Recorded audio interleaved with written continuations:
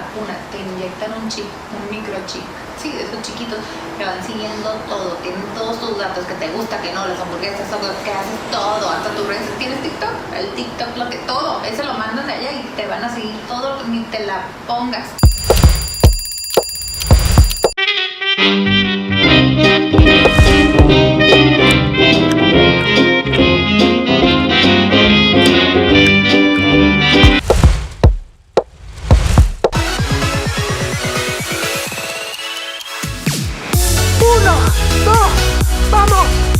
¡Quita tu sonrisa!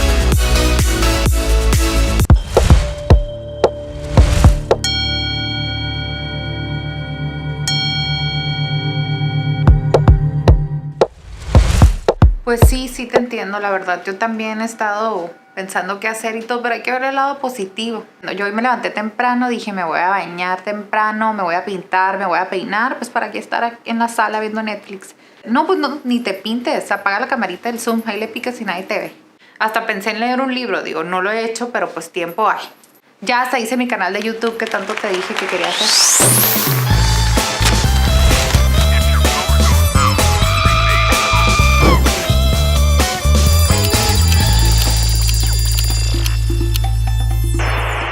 Dedicamos este programa a todos los que han sido impactados por COVID-19, a los que han ganado la batalla y a los que lamentablemente hoy nos hacen falta. Esto es por ustedes.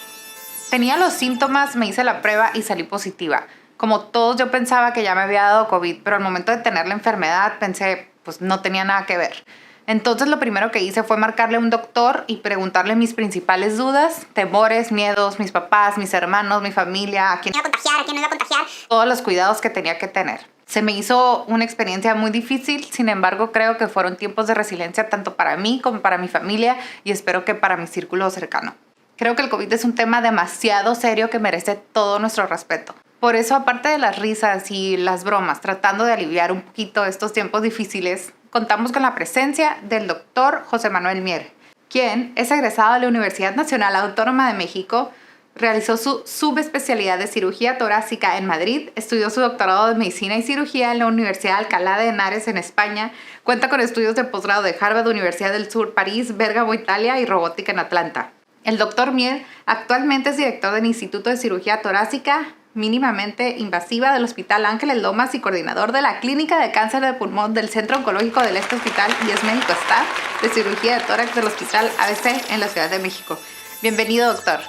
Primero que nada, le queremos agradecer su presencia, nuestro primer invitado en el programa. Como bien sabe, yo tuve COVID, me contagié de COVID y lo primero que hice entre tantas cosas fue hacerle una llamada, ¿no? Para las dudas principales, consejos y un poco de información al tener esa inseguridad y en ocasiones temor, ¿no? De lo que puede representar esta enfermedad. Y con la confianza que le tenemos y el respeto, te lo consideramos un experto en el tema y es por eso que quisiera platicar un poquito con usted de mi experiencia y consejos en general también que surgen con este tema, ¿no? Y que las personas pudieran tener.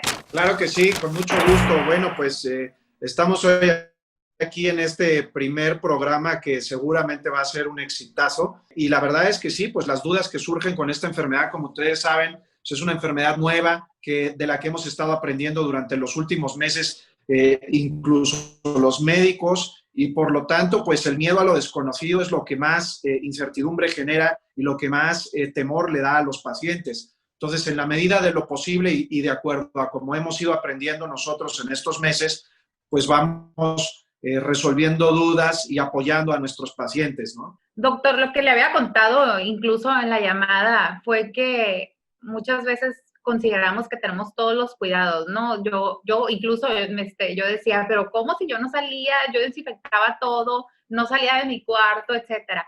Sin embargo, pues mis papás iban al mandado, mi hermanito fue a caravanas de cumpleaños, independientemente yo que me encerrara en mi cuarto, creo que ese fue mi primer error, o no error, sin embargo, descuido, ¿no? ¿Qué pude haber hecho yo, por ejemplo, diferente, que supuestamente tenía los cuidados necesarios y pues me contagié? Bueno, aquí recuerden que estamos peleando contra un enemigo invisible, un enemigo que mide 3 micras. Para que la gente en nuestro auditorio entienda la dimensión de lo que es una micra, agarren una regla y 1 milímetro divídanlo en 1000. Eso es una micra. Entonces, estamos peleando contra un enemigo completamente invisible. De tal manera que por más precauciones que uno tome, este enemigo se cuela por todos lados. Sin embargo, aquí hay un tema y una cosa muy importante que hay que destacar. Todas las medidas que tú llevaste a cabo, tu aislamiento, tu lavado de manos, el uso de cubrebocas, la sana distancia, etcétera, no creas que fue en vano, no creas que no sirvió. Esto fue lo que de verdad seguramente te ayudó a que hayas tenido un caso de COVID leve, porque la carga viral es muy importante. No es lo mismo contagiarse, y vamos a hablar con números muy sencillos, no es lo mismo contagiarse con 100 virus que con 1.000.000 de virus. Si tú te contagias con poquitos virus, tu infección será leve. Si te contagias con muchísimos virus, tu infección puede ser moderada o grave. Y gracias a estas medidas que tú implementaste en tu casa, en tu familia, con tu entorno, es que tú tuviste una carga viral pequeña y por lo tanto desarrollaste un COVID leve. Entonces, el mensaje para nuestra gente que nos escucha es: no se desanimen si algún familiar o ustedes mismos han sufrido ya la mala suerte de tener COVID. Aquí lo importante es no bajar la guardia, seguir con las medidas, porque la carga viral es fundamental para poder sobrevivir a una enfermedad por COVID, ¿no? Justo, doctor, tocó un punto bien importante. Yo hasta usó la palabra que yo me identifico, no se desanimen. Justo yo pensaba, no, pues, o sea, ¿ahora qué? O sea, todo mi esfuerzo fue en vano, todos mis cuidados, o sea, incluso Claro. tenía días muy tristes, días que decía, pero ¿por qué? No entiendo. Y ves a las personas salir, etcétera, no, algunas sin cubrebocas, etcétera, y pues es justo eso, ¿no? Te desanimas y dices, pude haber hecho más.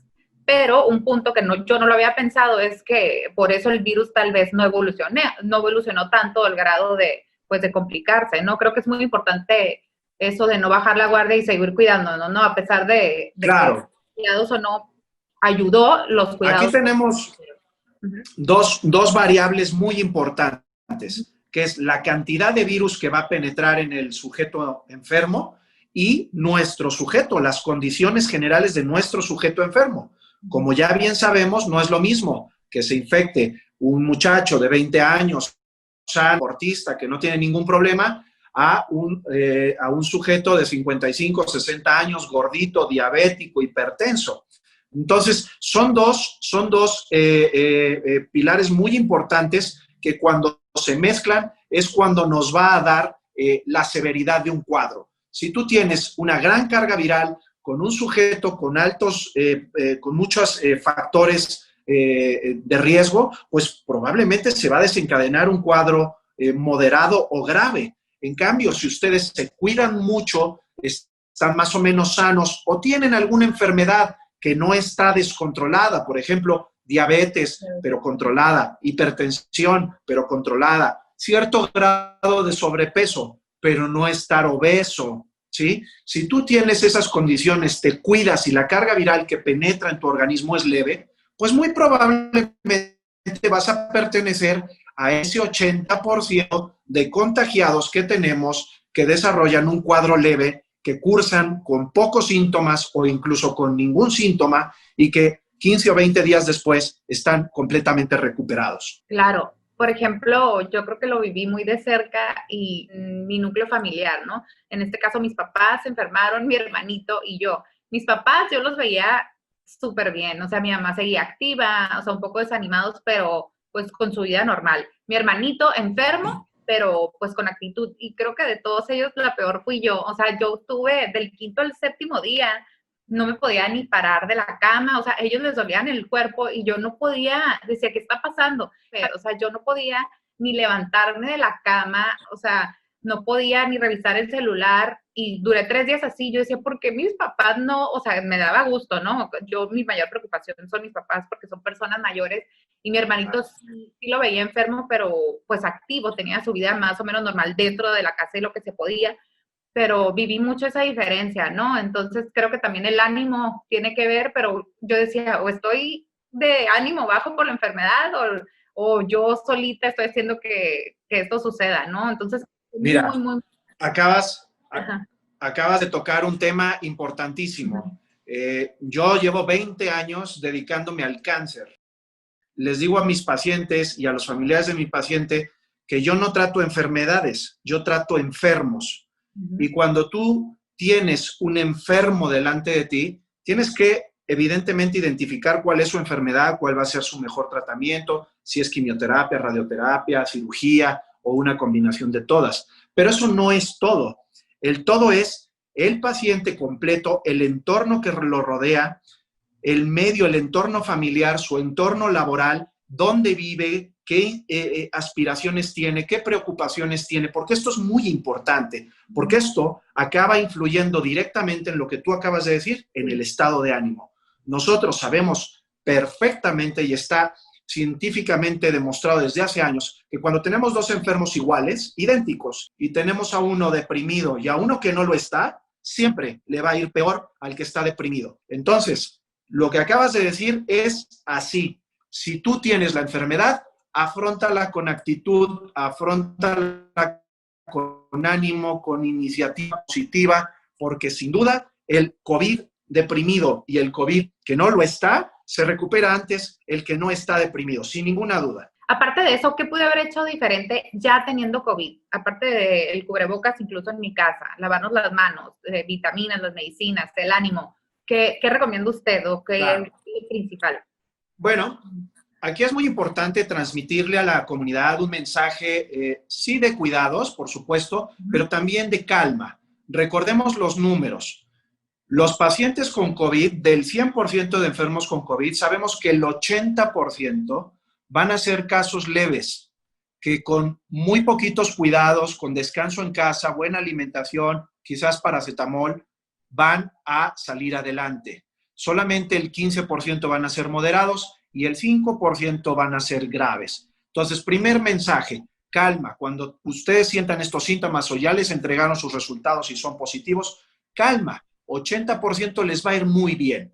Esos 80% que les va a ir muy bien, ¿qué tienen que hacer? Sencillamente, tienen que aislarse en su casa, impedir que el virus se contagie a las personas que los rodean, hidratarse muy bien, comer bien, mantenerse aislado. Si pueden tener algo de actividad física, por ejemplo, una caminadora, una bicicleta estática, es muy recomendable. Y muy importante, el descanso. Dormir 7, 8, el que pueda más, pues un poquito más. Tener el cuerpo descansado. Recuerden ustedes que nuestro sistema inmunológico se recupera en la medida que uno tiene un buen descanso. Entonces, si estás hidratado, bien comido y descansado, la probabilidad de tu recuperación es muy alta. Para este 80%, solamente como medicamentos hay que recomendar paracetamol.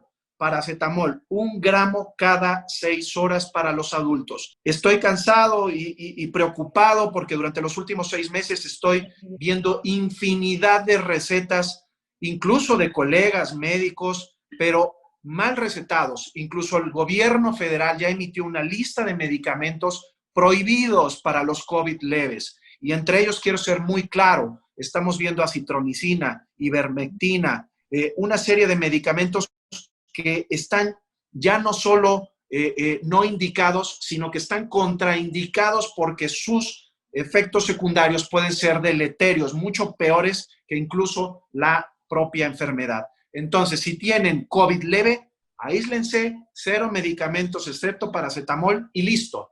Si tú tienes en algún momento de este transcurso de la enfermedad agravamiento de tus síntomas, por ejemplo, que tengas dificultad para respirar, que tu oxigenación comience a descender, que sea menor de 90, que tengas dolor de cabeza, que alguna pierna, alguna parte de alguna extremidad se te hinche o te empiece a doler, que tengas dolor de pecho, dolor de cabeza que no cede con analgésicos normales.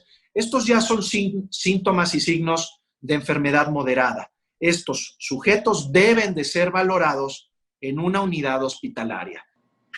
Doctor, ¿qué sigue después de la enfermedad? Yo hace 2 meses que me dio, todavía el olfato, nada más huelo antibacterial, huelo gel y cosas muy fuertes. Y del gusto, por ejemplo, la carne no me sabe nada, pero pues quisiera saber si existe algo que pueda seguir haciendo yo. Mis exámenes ya salieron negativos, me hicieron una tela de tórax y todo muy bien. Sin embargo, qué cuidados pudiera tener o recomendaciones que me den, ¿no?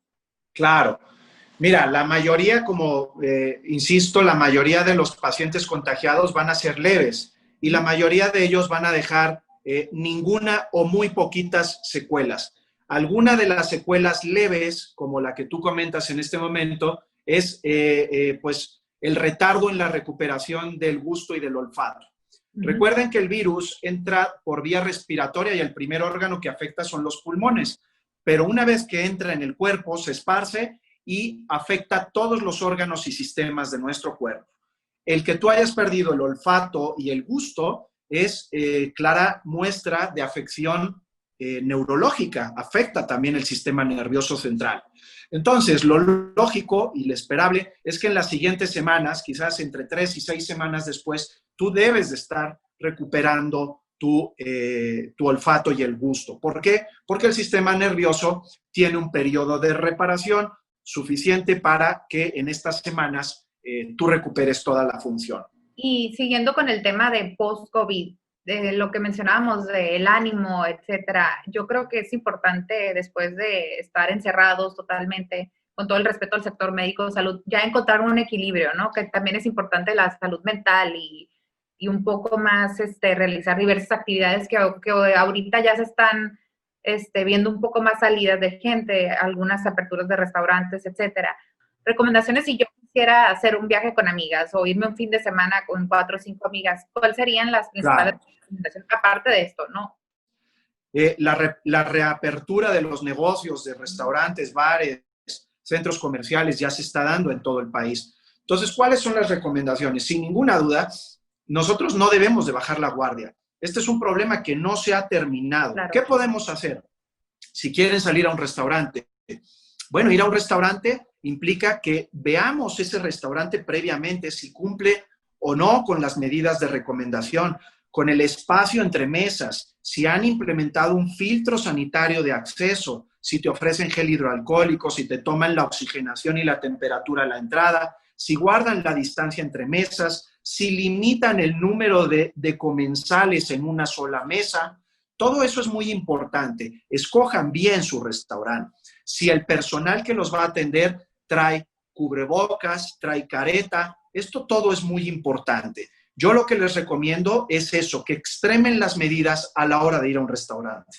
Si van a hacer una fiesta en su casa, una reunión en su casa, es muy importante que también la limiten. No hagan unas fiestas tumultuarias. Yo les recomendaría que hagan reuniones discretas de no más de 10 personas, que si van a compartir una mesa, intenten guardar una distancia, que si van a invitar a gente mayor, tengan un cuidado de ellas, extremen la distancia con ellas, las precauciones. Si tienen familiares vulnerables, los cuiden, que no compartan platos, por ejemplo, lo típico de poner una botana. Pues no, que no haya unos platos para compartir, que cada quien tenga su plato, sus cubiertos, sus vasos, etcétera. Eso en cuanto a reuniones familiares. En cuanto a la ida, por ejemplo, a centros comerciales, los centros comerciales en su mayoría están tomando una serie de precauciones adecuadas porque son las que exige la ley y si no las cumplen, pues no abren. Entonces, se están haciendo las cosas creo que bastante bien. Yo simplemente les diría, eviten aglomeraciones, eviten entrar a sitios donde haya mucha gente, guarden las distancias y sobre todo porten todo el tiempo en espacios públicos el cubrebocas. Si por alguna necesidad tienen que acudir a un sitio de extrema de peligrosidad, de extremo riesgo de contagio, como por ejemplo oficinas gubernamentales, hospitales, centro de atención a mayores, centros penitenciarios, centros de gran afluencia de gente, yo ahí les pediría que además del cubrebocas usen una careta. Por ejemplo, hay gente que nos está escuchando que utiliza diariamente el transporte público. ¿Es seguro usar el transporte público? Pues no, es un sitio de alta concentración donde la sana distancia no se respeta y que por lo tanto hay que extremar precauciones. Cubrebocas, careta, uso de gel hidroalcohólico al subirnos, al bajarnos, al pagar, etcétera, y lavado de manos en el momento en que se pueda. Y en cuestión de viajes, doctor, de la playa, de la alberca. Por ejemplo, en cuestión de viajes, si van a realizar un viaje, hay que ver dónde se van a hospedar. ¿Va a ser en un hotel? Perfecto. Revisar que este hotel sea, yo les recomendaría, de alguna cadena de reconocido prestigio, porque esto lo que garantiza es que cumplen con la normatividad establecida por el gobierno y que las medidas sanitarias van a ser las apropiadas. Número 2, si van a ir, por ejemplo, a una casa, a un Airbnb, a una cosa de estas, pues también se puede, estamos en el derecho de exigir a esa persona que nos va a alquilar un departamento, una casa, un bungalow, lo que sea, exigir cómo han estado sanitizando ese lugar, quién lo ha estado ocupando antes, después. Tú como usuario estás en el derecho de exigir esa información. En cuanto al transporte, yo les recomendaría primeramente a todos los mexicanos que hagan turismo nacional que no implique primeramente subirse en un avión, que es un sitio de alto riesgo de contagio, que utilicen su coche particular, que viajen en familia, en pequeños grupos. Esto, además de que disminuye el riesgo de contagio, favorece a la economía nacional. Recuerden ustedes que el país está muy castigado, severamente castigado por la crisis, y que nosotros hagamos consumo nacional, pues es aportar un grano de arena a la economía nacional, además de que pues rompes la posibilidad de cadena de contagio internacional. Entonces, yo recomiendo turismo local en coche particular. Si la gente va a salir porque tiene que viajar en un avión, yo lo que les recomiendo nuevamente es que viajen en una aerolínea de reconocido prestigio. ¿Por qué? Porque son las que tienen la capacidad económica para implementar las medidas de seguridad, cambiarles los filtros a los aviones, implementar la distancia entre asientos, dar opciones de gel, de sanitización de las superficies que van a utilizar. Lo mismo para la gente que se va a transportar en autobús o en tren. Pueden exigir que les den información acerca de esto. Por ejemplo, la gente se va a ir, le gusta, pues a todos nos gusta ir a la playa o utilizar albercas. Es muy importante que sepan que, por ejemplo, en las albercas, pues el riesgo en realidad es muy bajo de contagio. ¿Por qué? Porque el agua de la alberca tiene cloro y otros químicos que se utilizan para que el agua no se eche a perder y para tenerla libre de bacterias y virus. Pero alrededor de la alberca, en el área de la alberca, ahí sí hay que extremar precauciones. ¿Por qué? Porque ahí hay pues el restaurancito, el barecito, los juegos de los niños, etcétera. Y ahí sí yo les recomiendo que usen el cubrebocas y que guarden la distancia social. En el caso de las playas, ¿yo qué les recomiendo? El uso de las playas es otro sitio de muy bajo riesgo de contagio. ¿Por qué? Porque cuando tú estás en la arena está absorbiendo el calor del sol, y no solo el calor del sol, sino también la radiación ultravioleta. Y eso hace que el virus en la arena muera rápidamente. ¿Qué pasa en el agua del mar? En el agua del mar el virus ya se ha identificado y sí puede haber virus. Pero ¿qué sucede? El virus es tan pequeño que choca con otras partículas microscópicas dentro del agua, lo que hace que su masa aumente y por lo tanto pesen más. Y cuando pesan más, solitas se van depositando en el fondo del mar, y por lo tanto el riesgo de contagio en el agua del mar también es muy pequeño. Y la mayoría de los establecimientos toman la temperatura en la muñeca, en los restaurantes, etc. Está mal si los termómetros son de los comunes y corrientes que, como te digo, solo sirven para la frente y la sien. Si tienen un termómetro especial para cualquier superficie del cuerpo, fantástico, pero, como te digo, no es lo habitual. La mayoría de los termómetros que tienen no son para todas las superficies corporales. Claro, y tampoco no está de más llevar también nosotros nuestras propias precauciones, ¿no? Por ejemplo, yo traigo toallitas antibacteriales, un spray antibacterial en gel y unas toallitas de alcohol totalmente. Entonces, pues ya igual seguridad, ¿no? Eso está genial, y sobre todo para gente que ya tiene que retornar, por ejemplo, a trabajar en su oficina. Recuerden que la empresa, pues sí, está en la obligación de mantener un espacio seguro para sus empleados, pero la responsabilidad, por ejemplo, de cada cubículo, del espacio donde uno trabaja, es propia. Tú debes de limpiar tu escritorio, tu pantalla de la computadora, tu teclado, tus cosas que tienes ahí alrededor. Entonces, no está de más y te felicito por esta iniciativa de traer tus propias toallitas y tu propio aerosol. Todo el día. Muy bien. Doctor, ¿cómo ha evolucionado este tema de la enfermedad o qué expectativas tenemos de ella? Bueno, mira, para fortuna de todos nosotros, esta enfermedad, pues como ha puesto de cabeza al planeta, también ha puesto en marcha el trabajo conjunto de millones de médicos alrededor del mundo. Entonces, en un tiempo récord, se está conociendo muchísimos datos de la enfermedad, se han ya experimentado muchos protocolos de tratamiento. Al principio, los primeros porcentajes de mortalidad al inicio de la pandemia eran muy altos. Por suerte, ahora ya el porcentaje está siendo un poco menor y va en descenso. ¿Por qué? Precisamente por eso, porque los tratamientos están avanzando, se trata mejor a los enfermos, los hospitales, sobre todo aquí en México, comienzan a tener una tregua. Es decir, comienza a haber camas disponibles y esto también abre la oportunidad de que más enfermos reciban un tratamiento apropiado. Entonces, yo quisiera darles el mensaje de que sí, esto es una cosa muy terrible, pero por fortuna vamos avanzando en una línea positiva. Pero el periodo crítico no ha pasado. El periodo crítico probablemente dure al menos 18 meses más. ¿Y esto se va a controlar cuándo? Pues cuando haya un tratamiento efectivo, como ocurrió con el H1N1, o cuando surja una vacuna realmente efectiva. Y pues esto se va a llevar unos meses. Entonces, yo sí les quiero pues poner los pies en la tierra, decirles que sí va a haber vacuna, pero no en los próximos meses. Así que, por lo tanto, si no hay vacuna o tratamiento, extremen las precauciones. Gracias, doctor. Yo creo que primero que nada externar nuestro respeto y agradecimiento al sector salud, a los médicos como usted y a todos los que forman parte, ¿no? Enfermeras, doctores, paramédicos, ambulancias, etcétera, por su gran labor que están realizando.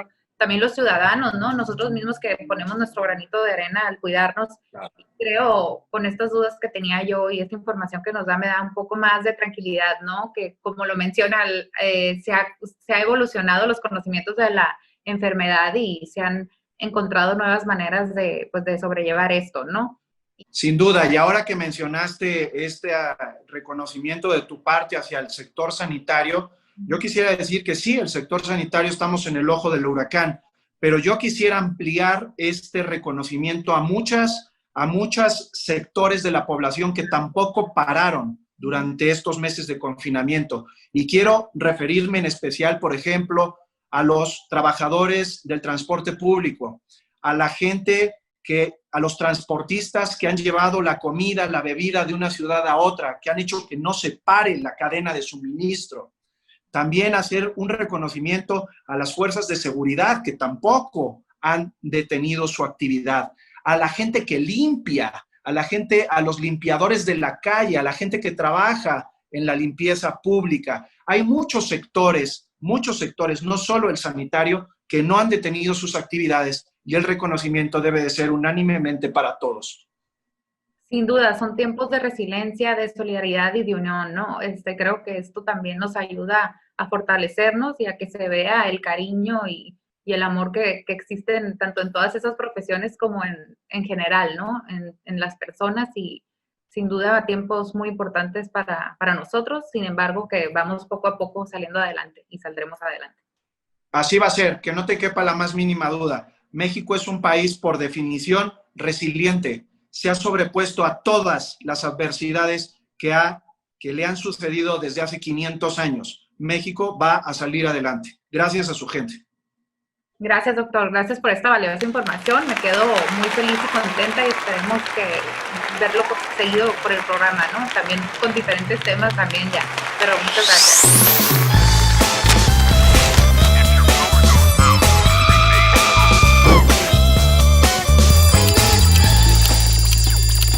Gracias Gracias por ver el programa. Si te gustó, suscríbete a este canal y activa las notificaciones. Muy pronto habrá un nuevo video en Conexión CBI.